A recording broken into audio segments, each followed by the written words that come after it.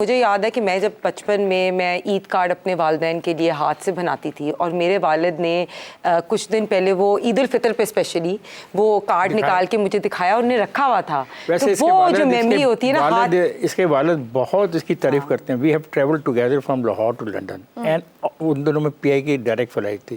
भाई सारा रास्ता वो इसकी खूबियाँ मुझे बताते रहे और मैं कह रहा था कि यार बड़ा शी इज़ वेरी लकी। मैं इसको नहीं जानता था। मैं आपकी बेटी है जी अल्हम्दुलिल्लाह। मैं इसकी नहीं जानता बहुत था। प्यारी होती है, ये बहुत जल्द बड़ी हो जाती है और ब्याही जाती है। पता नहीं किसका खूबसूरत फिक्र है। क्या बात नहीं, मेरा भी पड़ा हुआ है। आप बिल्कुल ठीक है बात कह रहे हैं। वैसे भी वालिद का प्यार अपनी बेटी की तरफ वैसे ही बहुत ज्यादा होता है। मेरा ख्याल से सबसे ज्यादा नाज से कोई वालिद किसी चीज को संभालता है या रखता है तो वो बेटी के साथ वो ताल्लुक और रिश्ता है। अच्छा, आप ऐनक वाला जिन ड्रामा बचपन में भी इफ्तिखार साहब ने मुझे कहा खाना नहीं मिलेगा। इफ्तिखार साहब को तो रोजा ही रखाना पड़ेगा मुझे। असीफ साहब, वो जो डायलॉग्स थे वो उस वक्त के बच्चों ने बहुत ज्यादा याद किए। मतलब है हर बच्चे की ज़बान पर होते थे, रिपीट होते थे। फिर वो स्कूलों में ड्रामों में भी गए। जैसे आजकल तो और तरह के डायलॉग्स। आप उस वक्त के डायलॉग्स में कौन से डायलॉग ऐसे थे जो ज़्यादा महसूस हुए, जो ज़्यादा आवाम ने जिनके ऊपर पॉपुलर हुए या रद्द अमल दिया या लगा सुन के ये मेरे पास क्यों नहीं था, या जो आपका था वही सबसे ज़्यादा पॉपुलर? असल में वो 3-4 मंत्र होते थे। एक जकोटा को बुलाने वाला अलग होता था, करनानी चुड़ैल को बुलाने वाला अलग, बिल बतौड़ी को बुलाने वाला अलग, और नस्तूर जीन चार्ली मामू। वो सुनाए ना अब हमें आज के बच्चों के वो लिए। जो एक ज्यादा था वो बिल बतौड़ी को क्योंकि वो मुझसे कहता था चुड़ैल नहीं तू डैन है, मेरी प्यारी पैन है सोनी है। उसमें था घुम घुम घुमा, छुम छुम छुमा, कच्छकुमा कच्छकुमा, चल चल चक्री बिन बिन बकरी, बिल बतौड़ी नसा चौड़ी, खाली कचौरी, मैं हूँ चंदा तू अचकोरी, आ जा कॉमन कॉमन। अरे मैंने कहा था ना चुड़ैल नहीं तू डैन है, मेरी प्यारी पैन है, शोनिया शादियां पालियां, बिल बतौड़ी नासा चौड़ी, अद्धी मिठी अद्धी कौड़ी, I am sorry I am sorry. ये बिग आज मुझे एहसास हो रहा है। सही बड़ा डायलॉग है जब आपने इसको याद किया। अच्छा, कुछ लोग इतनी तेजी से पढ़ता था कि इसको बच्चे जानवर समझते थे। हमारे दोस्त हैं आसिम बुखारी साहब, कहते हैं यार कि तुमने जो जोड़े हैं ना लफ्ज़, इतनी तेज़ी से पढ़ते हो कि बच्चे समझते हैं कि ये सही मंत्र है। सही नहीं था, बस उल्टे सीधे सही होता तो शायद कोई सच्ची तारक अजीज साहब प्रोग्राम में लेकर गए तो उनका ये सवाल था कि हमून जादूगर अगर तुम्हें सच्ची मुच्ची की चुड़ैल मिल गई तो क्या करोगे? मैंने कहा करना क्या है सर, उसे सीधा कह दूंगा चुड़ैल नहीं तू डैन है, मेरी प्यारी पैन है। शायद तरस खा के मैंने भरा बना लिया। आपने कितनी यंग एज में ये कैरेक्टर किया था? आप मैं उस वक्त I was 35 at that time ji. और ये 200 साल का जादूगर था ये। और मैंने इतना हैवी गेटअप, असल में मैं छुपा रहा था अपने आप को। गेटअप में मतलब है ज्यादा हैवी होते हैं क्योंकि अब तो कुछ टेक्नोलॉजी और कुछ चीजें हैं जो आपको आपके कैरेक्टर को एनहांस कर सकती हैं। उस वक्त तो सब फिजिकली वो मैं असल में ना ये जादूगर का करना नहीं चाह रहा था। मैं घर से हीरो बनने चला हुआ था। मेरे ताया जान थे आसिफ जा साहब, बड़े इफ्तिखार साहब जानते होंगे, वो मेरे सखे ताया जान थे। तो वहां पर सारे एक्टर रंगीला, मजर शाह ये बैठे होते थे। उनको देख के खुश होता था कि कभी मैं ताया जान को आपके अंदर का विलन नजर आया। अच्छा नहीं, वो मुझे कहते थे कि तू नहीं बन सकता आर्टिस्ट। मुझे कहा करते थे कि तेरा काद छोटा है, तू बड़ा तेज बोलता है, ये है। लेकिन बस अल्लाह मियां ने किसी चीज को बुरा नहीं रखा हुआ। वो जो मेरी तेज बोलने वाली आदत थी ना बुराई की, वो अल्लाह ताला ने कन्वर्ट कर दी अच्छाई में। वो जो मंत्र मैंने इतनी तेजी के साथ पढ़े कि वो जेन्युइन लगे और बच्चे ने मुझे सच्ची मुच्ची का हमून जादूगर मान लिया। और मैंने गेटअप हैवी करवाया कि मैं कहा ये बच्चों का ड्रामा करूंगा, मैं तो हीरो बनने निकला हुआ। मैंने मेकअप मैन से कहा कि हसीब पाशा को छुपा दो। उसने जितना मुझे छुपाया वो कैरेक्टर उतना ही बिल्टअप हो और वो वाकई जेन्युइन हमून जादूगर। और आप हीरो हैं बच्चों के, नो डाउट अबाउट इट। ये है कि कैरेक्टर कुछ और था लेकिन वो हीरो बच्चों का प्यार भी सच्चा है। वो झूठ नहीं बोलते, मुनाफिकत नहीं करते, इसीलिए हम आज तक जिंदा है कि बच्चों ने हमें दिल से प्यार किया हुआ है। आप बच्चे मासूम होते हैं ना, हम सब की सियासत में समझ सके। एक ब्रेक लेनी है, ब्रेक से वापस आएंगे तो इस शो को आगे लेकर चलेंगे।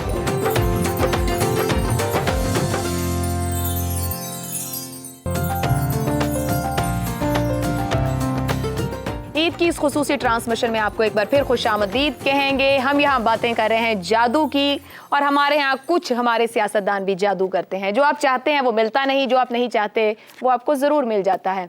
मुनीब साहब, जो जादू हमारे यहाँ सियासतदान कर रहे हैं उसमें कुछ हमारा भला हो सकता है? अभी बजट पास हुआ है, यहाँ पर सैलरीड क्लास पे भी टैक्स बढ़ा दिया गया है। कोई लगता है कि ये ईद ही बस ईद कहने को ईद है, हुकूमतें हमारे लिए कोई ईद नहीं? मुझे नहीं लगता हमारे मुल्क में किसी भी चीज़ का कोई क्विक फिक्स है। ये ओवरनाइट कोई भी चीज़ ठीक नहीं हो सकती क्योंकि हमने बड़ी तसल्ली से चीज़ें हर चीज़ बिगाड़ी है और मैं हमेशा कहता हूँ ये अब इतना मुझे खुद अपना आप इतना रिपीटेटिव साउंड करता है, लेकिन मैं कहता हूँ कि हमारा प्रॉब्लम अगर आपने देखना है तो आप इंसेप्शन से लेके जब से हम भारत और हम अलग हैं उससे लेके अब तक देखें, और आप कुछ ना करें, आप पहले 20 सालों को देखें, उनके 20 साल हमारे 20 साल। उनके पास एक फैक्टर था जो कि हिस्टोरिकली हमें समझना चाहिए, वो था Pandit Jawaharlal Nehru, consistency, delivery, everything. और हमारे साथ क्या था, पहले 20 साल हमारे देख लें हमने क्या किया। मतलब आगे भी कुछ नहीं, इसका मतलब वो देखिए- 20 तो गुजर गया है, नहीं, अगले 50 में क्या कर देखिए लिया? बात सुने ना कि फिर आपका मुल्क तजर्बा गा रहा है। हम अभी तक तो एज लेट एज 2018 और उसके बाद से अब तक तो हम तो प्रोजेक्ट क्रिएट करते रहे हैं, हुकूमतें कम प्रोजेक्ट ज़्यादा। तो जब ये काम हम बस नहीं करेंगे तो हम कहाँ से ठीक होंगे? इफ्तिखार साहब, कोई सियासतदान अच्छे कहीं से ढूंढने चाहिए। चलो एक मिनट, ये आपने कुछ और चले जाना है। ये कुछ लोगों के मैं नाम लेती हूँ, वो सियासतदान ना होते तो क्या होते? कहीं और चले जाना है। हाँ, इसलिए मैंने कहा कि लंबी डिबेट में चले जाएगा, कुछ और लंबी डिबेट में नहीं जाता, चलो। छोटी डिबेट में जाते हैं। ये कुछ लोगों के मैं नाम ले रही हूँ, नहीं चलो, ये लोग बोलो, सियासतदान ना होते तो बोलो। क्या होते? बिलावल भुट्टो। सियासतदान हो तो क्या होता? हाँ। एक ऐसे घर में पैदा हुआ जहाँ पे सियासत उसको विरासत में मिली, क्या करता? और ये सारे ही बच्चे थोड़ी उस घर के सियासत कर रहे होंगे। तो अगर वो ना सियासत में होते तो लड़का क्या है, कर रहे होते? वारिस है, सियासत ही कर रहे होते। Yes. सियासत अगर सियासत में वारिस है, अगर सियासत को तो सियासत ही करेंगे। Yes. हमजा शहबाज। हमजा को बहुत बेहतर जानता हूँ। वो आदमी मेहनत करता है, कोशिश करता है, लेकिन उसके स्टार्स उसके साथ नहीं है। सियासी स्टार। बिल्कुल undervalued। He is undervalued but he is very committed. Committed है। जो लोग लेकिन जानते हैं हमजा शहबाज शरीफ को, मुझे इफ्तिखार साहब दुरुस्त कह रहे हैं, ही इज़ वेरी कमिटेड। और उस बंदे की जो मैंने उनको ऑब्जर्व किया as a political work, as a politician, roots बड़ी डीप है पार्टी के। ये अजीब बात है, ये कमिटेड सियासतदान अगर नाकाम है तो व्हाट नहीं, कमिटमेंट देखो ना, है? उसको एक साल जो गुजारा है उसने, ये उसी का हौसला है। नहीं जी, 2 साल सर, मतलब- और अब इस दफा नहीं, जनरल मुशर्रफ के वक्त भी जब वो जो coup उसने लगा था, उस वक्त वो भी। जेल काटी वो लगा है, ये जो एक साल अब क्राइसिस का उसने गुजारा, ये उसी की हिम्मत है। हाँ, वो अब उसी की हिम्मत है। Misplaced है या नहीं? 180 में जाके बैठता है और अभी भी लोगों से मिलता है। है ना, अगर मरियम सियासत में ना होती तो क्या करती हैं? आपके ख्याल में क्या और करना चाहिए? देखिए, मैं तो बिलीव करती हूँ कि बहुत अच्छा किया, बहुत लेट आई। I think she should have been part of the parliament in 2013, because मैं स्टॉन्च बिलीवर हूँ कि ख़वातीन को स्पेशली सियासत में आना चाहिए, एंड वो जब से आई हैं as the chief organiser for the party, so she is really revamp the तो वो पार्टी। लेट आई हैं सियासत। मैं तो कहती हूँ उनको उससे भी पहले आना चाहिए था। She should have been in the parliament in 2013। Women in politics and specially women like her, Firdous Ashiq Awan सियासत में होना चाहिए, नहीं होना चाहिए? इतनी आपने विमेन इन पॉलिटिक्स को किया है तो जरा आगे चले। I think as a speaker तो she is done a good job. सही जगह पर है, तो सही अगर काम वो ना कर रहे हैं। होती तो आई थिंक वो फिल्म इंडस्ट्री में होती। कौन? फिरदौस आशिक अवान। फवाद चौधरी साहब। आई थिंक अगर फवाद चौधरी साहब अपनी थोड़ी मैं ये कहूँगा कि he is a very intelligent politician, और वो सियासतदान, वो सियासी आदमी जिसकी सेंस है, पॉलिटिकल सेंस है, और इंटेलिजेंट आदमी है। The only thing that he needs to work on is his arrogance, unmistakable arrogance है। कुरैशी साहब, शाह महमूद कुरैशी, इफ्तिखार साहब।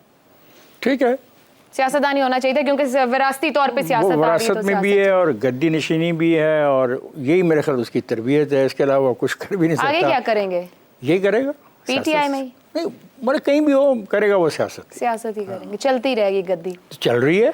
हसीब साहब, वैसे आम आदमी का सियासतदान को देखने का नज़रिया थोड़ा मुख्तलिफ होगा, ज़ाहिर बात है, वो कुछ तवक्कुआत रखता है।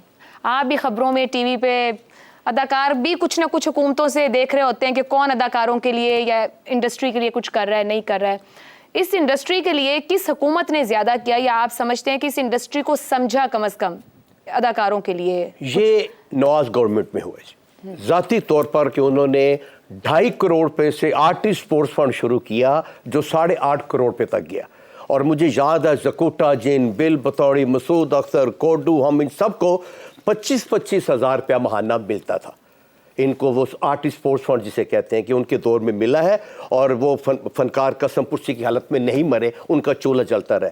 उनके जाने के बाद वो जो मिलता था अपना उनको 25-25 हज़ार रुपया, वो अब 2,500 रुपये तक आ गया है, और वो भी नहीं मिलता। हालांकि अब इस ईद पे उन्हें मिल जाना चाहिए था, लेकिन अभी भी मुझे यहाँ भी अभी भी फ़ोन आ रहे हैं, फ़ोन कर रहे हैं, जी ईद के पैसे नहीं मिले, ईद के पैसे नहीं मिले। ये एक कैफियत है कि जो नहीं होनी चाहिए सारी। मतलब नवाज शरीफ साहब से शहबाज शरीफ तक आते आते चीजें हाथ में नहीं रही। उन्होंने बड़ा सपोर्ट किया जी, वो यही फनकारों बता रहे को, कि इस ईद पे नहीं आ गए, फनकारों को सपोर्ट किया दरमियान में आ गए उन्होंने। हाँ, उन्होंने सारा कासिम के बेड़ा अब्बू ने किया। नहीं मुनीब ने बिल्कुल सही कहा है कि 2018 के बाद चीज़ें कंट्रोल में नहीं रही। जब तक मियाँ साहब थे, मियाँ साहब की हुकूमत थी, हमारा GDP भी ग्रो कर रहा था, इकॉनमी बेहतर थी, दरमियान में पूरा डिस्ट्रेल हुआ, और अल्हम्दुलिल्लाह इंशाल्लाह ताला फिर हम बेहतर वक्त कायम।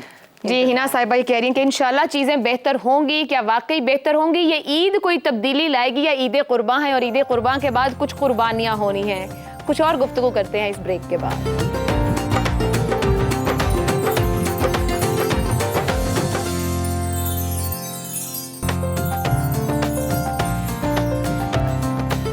ईद की इस खुसूसी ट्रांसमिशन में आपको एक बार फिर खुशामदीद कहेंगे। आप लोग भरपूर तौर ईद उल ज़ुहा मना रहे हैं, हम आपका साथ देने के लिए यहाँ मौजूद हैं, लेकिन एक हमारी सियासत है जहाँ बहुत कुछ हलचल मची हुई है। इफ्तिखार साहब, कुछ मुलाकातें हो रही हैं बाहर, कोई दुबई के दौरे, अबू धाबी के दौरे, पाकिस्तानी सियासतदान बाहर, क्या नवाज शरीफ वापस आ रहे हैं? नवाज शरीफ ज़रूर आएंगे, उनका मुल्क है।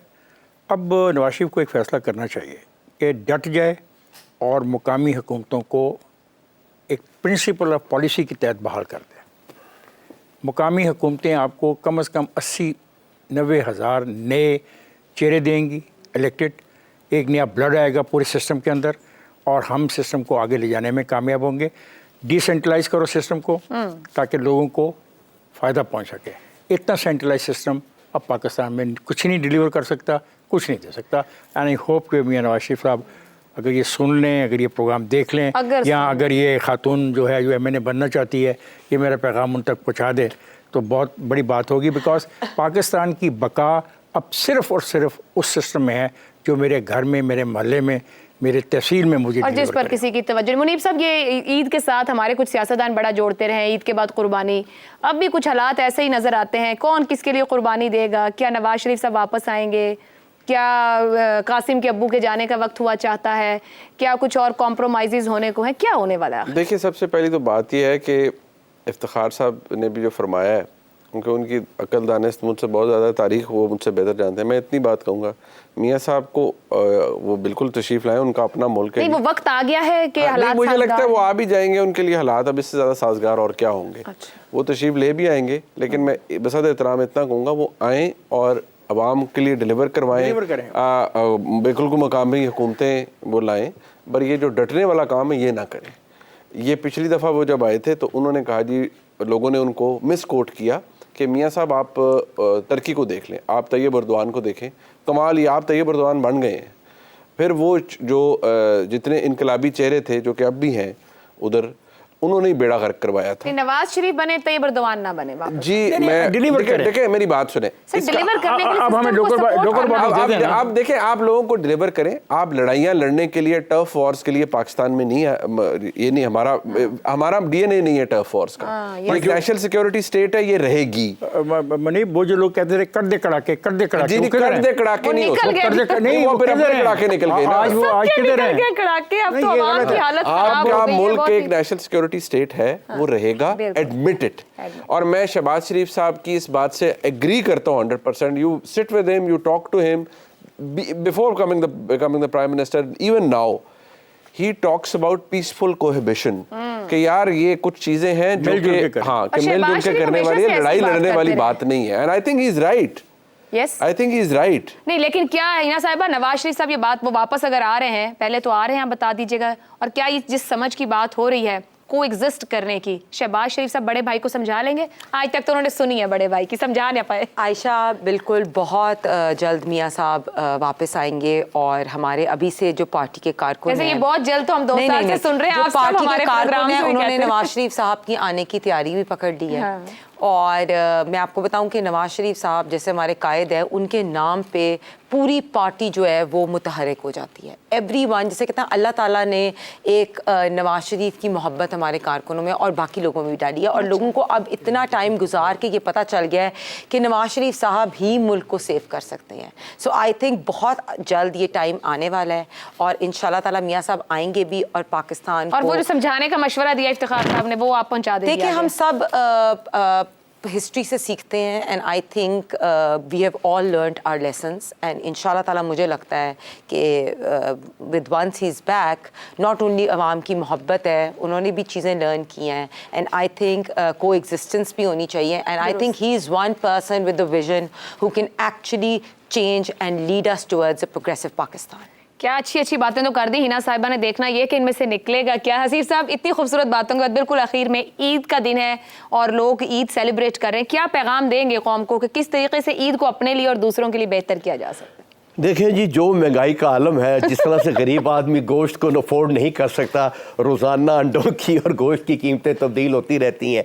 ये जो गोश्त इकट्ठा हुआ है, प्लीज़ इसके लिए आप छोटे छोटे पैकेट बना लें, अगर आपको तौफीक है तो निकल जाए। वो जो गुब्बारे बेच रहा है, वो जो छलियाँ बेच रहा है, जो लच्छे बेच रहा है, उसको जाके कम से कम किलो किलो आधा आधा किलो जो आपकी तौफीक है, उनको उस मज़ा चिखा दें उस गोश्त का जो शायद पूरा साल वो नहीं चख सकते, उनको उसमें ज़रूर शामिल करने का। क्या ज़बरदस्त बात की, और यकीनी तौर पर हम उम्मीद करते हैं कि आप लोग भी अपने फ्रीजर्स भरने के बजाय इस गोश्त को घर में ज़रूर खाएं। आप भी खाएं, ये नहीं है कि आप ना खाएं, लेकिन वो लोग जो हकदार हैं, जिनका हिस्सा आपकी इस कुर्बानी में शामिल है, उन्हें ज़रूर हिस्सेदार बनाइए। जहाँ तक आपकी पहुँच है वहाँ तक पहुँचने की कोशिश कीजिए और ईद की खुशी को दोबारा कीजिए। मुझे, मेरे मेहमानों को इजाज़त दीजिए। खुश रहिए। अल्लाह हाफ़िज़।